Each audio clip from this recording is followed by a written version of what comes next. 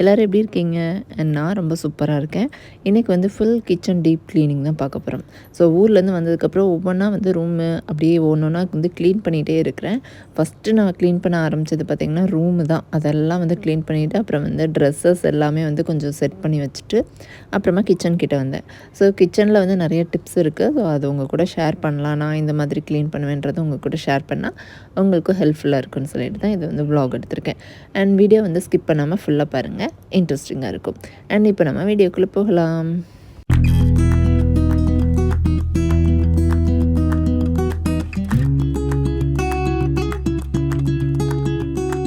And first time எங்கள் video பார்க்குறவங்களுக்கு நான் சொல்லிடுறேன், நான் வந்து டெல்லியில் இருக்கிறோம். ஸோ கவர்மெண்ட் குவார்ட்டர்ஸ் தான் இது. ஸோ வீடு கொஞ்சம் வந்து ஓல்டு பில்டிங் தான். நாங்கள் வந்து சீக்கிரமாக குயிக்காக வேணும்னு கேட்டதுனால ஒரு பழைய பில்டிங் வந்து எங்களுக்கு தலையில் கட்டிட்டாங்க. அதை வந்து கொஞ்சம் ஆல்ட்ரேஷன் பண்ணி நாங்கள் வந்து இப்போ யூஸ் பண்ணிகிட்ருக்கோம். கொஞ்சம் வந்து வெளியில் ரெண்டலில் வீட்டில் இருந்துட்டு அப்புறம் வந்து குவார்ட்டர்ஸ் கிடச்சிருந்தா கொஞ்சம் பெட்டராக இருக்கும். பட் எங்களுக்கு வந்து வெளியில் இருக்கிறதுல இஷ்டமே கிடையாது. ஏன்னா வெளியில் வந்து நமக்கு பசங்க விளையாடுறதுக்கோ எந்த மாதிரியும் வந்து ஸ்பேஸ் இருக்காது, பொல்யூஷன் ஜாஸ்தி. இது உள்ளே வந்து ரொம்ப செக்யூர்டாக இருக்கும், ரொம்ப செக்யூர்டாக இருக்கும். அதனால் வந்து எப்படியோ பழைய பில்டிங்னாலும் பரவாயில்ல, நான் கொஞ்சம் ஆல்ட்ரேட் பண்ணிக்கிறேன். எனக்கு வந்து எதுனாலும் ஓகேன்னு சொல்லி தான் இந்த வீடை வாங்கினோம். இது கொஞ்சம் டேமேஜாக தான் இருக்கும். நீங்கள் பார்த்துருப்பீங்க, எல்லா டைல்ஸும் கீழே விழுந்திருக்கும். இது ரிப்பேரிங் ஒர்க் நம்ம வந்து கம்ப்ளைண்ட் பண்ணால் வந்து பண்ணுவாங்க.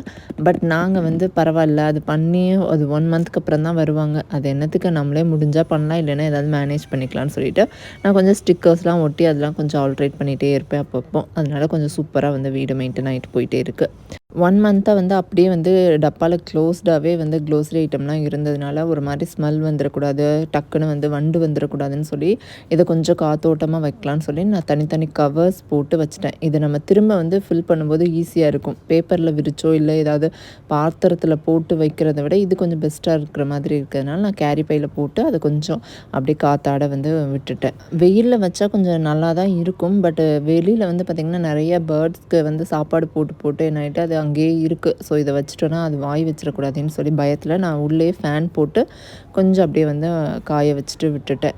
அப்புறம் டப்பா எல்லாமே வந்து தனியாக எடுத்து வச்சுட்டு வாஷ் பண்ணிடலாம், எடுத்துட்டோம், பாக்ஸையும் எல்லாம் வாஷ் பண்ணி வச்சிடலாம் ஒரு தடவை அப்படின்னு சொல்லிட்டு எல்லா பாக்ஸையும் வந்து தனியாக எடுத்து வச்சுட்டேன்.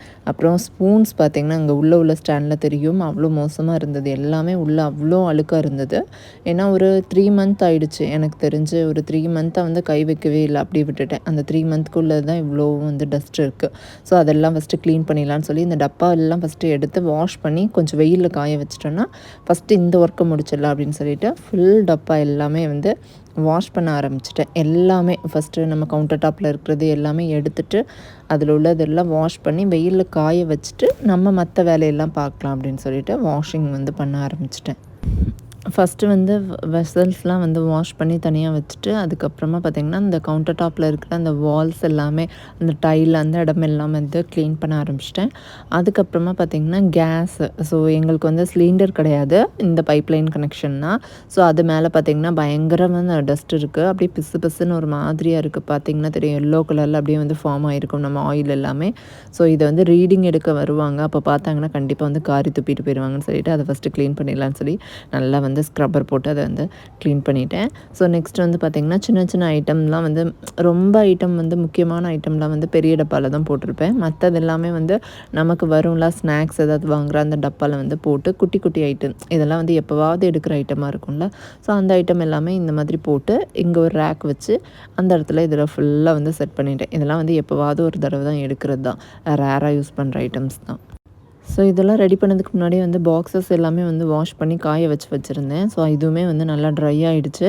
ஒரு வேளை கொஞ்சம் ஈரமாக இருக்குது அப்படின்னா நான் வந்து ட்ரையர் இருக்குல்ல, நம்ம ஹேர் ட்ரையர், அதை வந்து லைட்டாக அப்படி போட்டுட்டோன்னா நமக்கு கொஞ்சம் நல்லா வந்து காஞ்ச மாதிரி ஆகிடும்.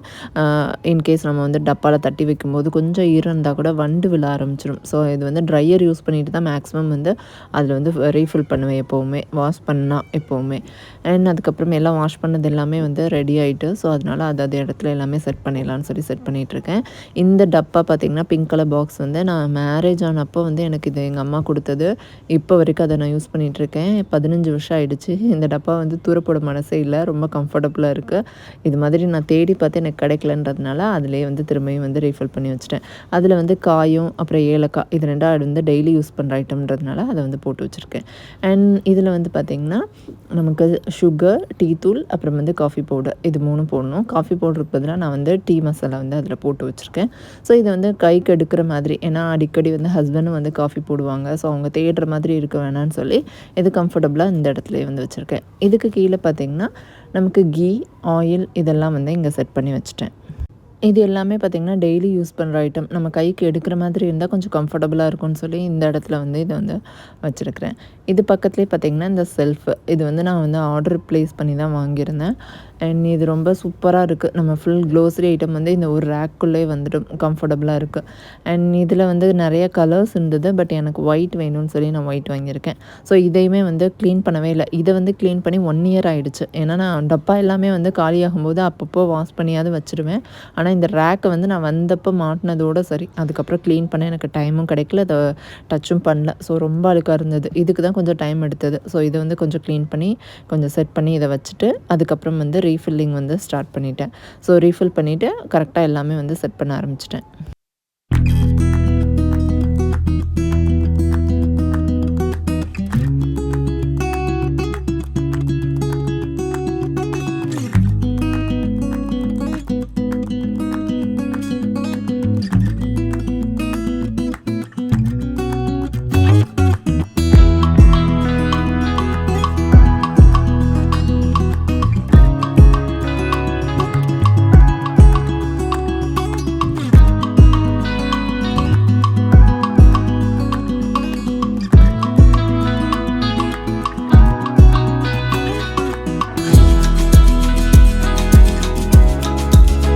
இந்த ஸ்பூன்ஸ் மட்டும் என்னன்னு தெரியல, எப்போவுமே காணாமல் போயிடும். திடீர்னு பார்த்தா நிறைய ஃபுல்லாக இருக்கும்.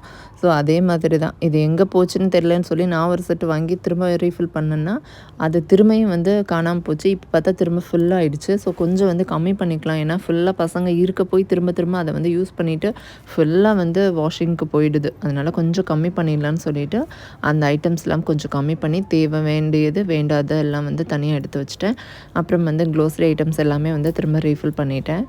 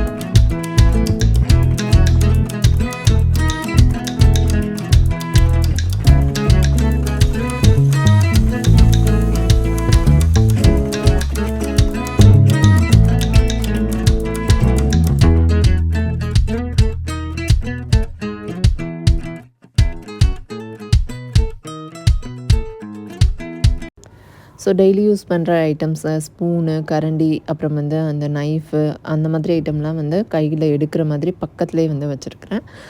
மிக்ஸியோட ஜார் வந்து 10 days ஒன்ஸ் இந்த மாதிரி வந்து வாஷ் பண்ணுவேன். ரப்பர் வந்து தனியாக வாஷ் பண்ணுவேன். வெந்நீரில் போட்டு நார்மலாக வாஷ் பண்ணுறோம்ல அது மாதிரி தான். இந்த மிக்ஸியை வந்து எப்படி ஜாரை வந்து வாஷ் பண்ணுவேன் அப்படின்னு பார்த்திங்கன்னா, கொஞ்சமாக வந்து சால்ட்டு, பேக்கிங் சோடா, அப்புறம் வந்து வாஷிங் லிக்விடு, கொஞ்சம் வினிகர் இதெல்லாம் போட்டு நல்லா ஒரு சுற்று விட்டுட்டு எடுத்துட்டோன்னா நல்லா இந்த மாதிரி இருக்கும். ஸோ நான் ஒரு ப்ரஷ் வச்சு நல்லா தேய்ச்சி எடுத்துட்டோன்னா புதுசு மாதிரி சூப்பராக இருக்கும். அதில் உள்ள டஸ்ட் எல்லாமே வந்து க்ளீனாக வந்துடும். நம்ம லைட்டாக வந்து ப்ரஷ் வச்சு இப்படி தேய்ச்சாலே போதும், சூப்பராக வந்து ஆகிடும். ஸோ இது வந்து முடிஞ்சதுக்கப்புறமா பார்த்திங்கன்னா இந்த பிளேடு வந்து ஷார்ப் பண்ணுறதுக்கு வந்து நம்ம சால்ட்டு, கல் உப்போ இல்லை நார்மல் சால்ட்டோ ஃபுல்லாக நிறையா போட்டு ஒரு 2 சுற்று போட்டு எடுத்துட்டாலே போதும், நல்லா ஷார்ப்பாக இருக்கும். நீங்கள் என்ன வேணால் திரும்ப அரைச்சி பாருங்கள், சூப்பராக வந்து கண்டிப்பாக வரும். இது வந்து 10 days ஒன்ஸோ இல்லை மந்த்லி ஒன்ஸோ கண்டிப்பாக இந்த சால்ட் வந்து நான் பண்ணிவிடுவேன். அண்ட் மிக்ஸி ஜார் வந்து முடிஞ்சதுக்கப்புறம் மிக்ஸி வந்து நார்மல் தான், நல்லா வந்து ப்ரஷ் வச்சு நல்லா தொடச்சி எடுத்துடுறது, இல்லைனா கோல்கேட் வச்சு லைட்டாக தொடச்சி எடுத்துருவேன். ஃபைனலாக பார்த்தீங்கன்னா கேஸ் ஸ்டவ் க்ளீனிங். ஸோ அடுப்பை வந்து எப்படி க்ளீன் பண்ணுவேன், அந்த கவுண்டர் டாப் எப்படி க்ளீன் பண்ணுவேன்னா, கொஞ்சம் தண்ணி ஊற்றி சர்ஃப் எக்ஸல் லிக்விட் இல்லைன்னா அந்த பவுடர் ஏதாவது ஒன்று போட்டுட்டு கொஞ்சமாக வந்து கம்ஃபோர்ட் வந்து கொஞ்சம் ரொம்ப கம்மியாக வந்து ஊற்றணும். அது வந்து ஒரு ஸ்மெல்லுக்காக தான் வந்து அது வந்து ஆட் பண்ணுறது. ஸோ இது ரெண்டையுமே போட்டுட்டு நல்லா வந்து தண்ணி அது வேறு ஒன்றுமே சேர்க்க வேணாம். இது ரெண்டையும் மட்டும் போட்டு நல்லா அந்த இதை வச்சு ஃபுல்லாக தொடச்சி எடுத்தாலே போதும். அவ்வளோ ஒரு ஸ்மெல்லாகவும் இருக்கும் அண்ட் க்ளீனாகவும் ஆகிடும். ஸோ சர்ஃப் எக்ஸல் லிக்விடில் வந்து ஆல்ரெடி வந்து எல்லாமே இருக்கும், மிக்ஸ் ஆகிட்டே இருக்கும் அதுலேயே. இதே விட பவுடர்லேயும் வந்து அதே தான், பேக்கிங் சோடா அந்த மாதிரி எல்லாமே அதில் மிக்ஸ் ஆகிருக்கிறதுனால நம்ம வேறு எதுவும் ஸ்பெஷலாக ஆட் பண்ண வேண்டிய அவசியம் இல்லைன்றதுனால நான் வந்து இந்த மெத்தட் வந்து இப்போ கொஞ்சம் நல்லா ஃபாலோ பண்ணிகிட்ருக்கேன். இது ரொம்ப சூப்பராக, ஸ்மெல்லும் சூப்பராக இருக்குது அண்ட் க்ளீன் பண்ணுறதுக்கும் ரொம்ப சூப்பராக இருக்குது. அதே மாதிரி தான் வந்து இந்த சிங்க் ஏரியாவில் இதே மாதிரி ஒரே ஒரு ட்ராப் மட்டும் அந்த லிக்விட் ஊற்றிட்டு நல்லா தொடச்சி எடுத்தோன்னா புதுசு மாதிரி பளபளன்னு இருக்கும். ஸோ இது வந்து கண்டிப்பாக ட்ரை பண்ணி பாருங்கள், ஒர்க் அவுட் ஆகும்.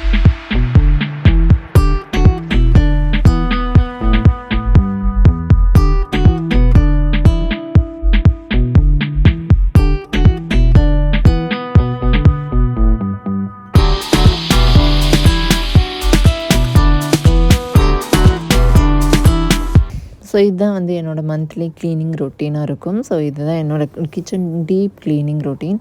அண்ட் இந்த வீடியோ வந்து கண்டிப்பாக உங்களுக்கு ஏதாவது ஒரு வகையில் யூஸ்ஃபுல்லாக இருக்கும்னு நம்புகிறேன். ஸோ இந்த வீடியோ பிடிச்சிருந்ததுன்னா வீடியோக்கு லைக் பண்ணுங்கள் அண்ட் என்னோடய சேனலை மறக்காமல் சப்ஸ்கிரைப் பண்ணிக்கோங்க. இது மாதிரி நிறைய இன்ட்ரெஸ்டிங்கான வீடியோவோட நெக்ஸ்ட் ஒரு வீடியோவில் மீட் பண்ணலாம். டில் பாய்.